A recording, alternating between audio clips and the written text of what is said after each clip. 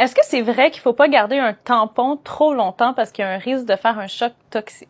Fait que la réponse, c'est oui, mais c'est extrêmement rare. Fait que c'est 3 femmes sur 100 000 à qui ça va arriver. Puis, qu'est-ce qui se passe exactement? C'est que dans le vagin, il y a une bactérie que le staphylocoque doré ou aureus qu'on appelle, ou le streptocoque, qui peut, quand on a un tampon pendant trop longtemps dans le vagin, la bactérie peut se multiplier rapidement. Puis, qu'est-ce qui peut arriver? C'est que s'il y a trop de bactéries, ça peut se rendre jusqu'au niveau des vaisseaux sanguins.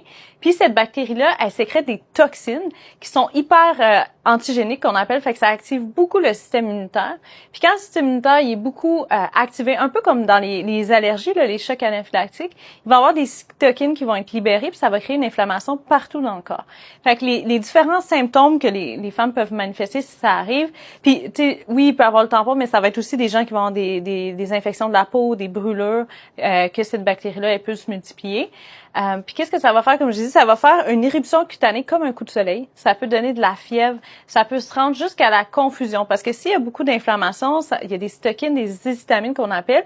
Fait que ça vasodilate les vaisseaux. Puis ce que ça fait, c'est que ça va chuter la pression. Puis ça va créer une hypoperfusion au niveau des organes. Fait que les organes vont être moins bien perfusés, vont avoir moins de sang.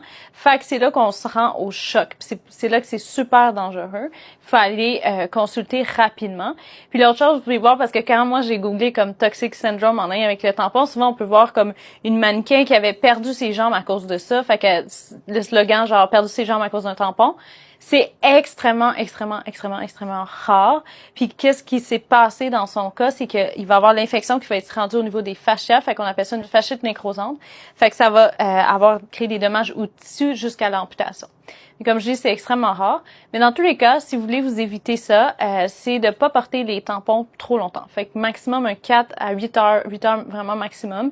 Puis de peut-être utiliser des tampons qui sont moins réabsorbants que vous allez changer plus souvent.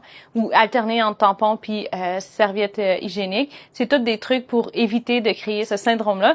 Puis en même temps, comme j'ai dit, même si vous portez un tampon plus longtemps, le risque est très faible que ça vous arrive. Donc, n'hésitez pas si vous avez des questions, ça va me faire plaisir d'y répondre.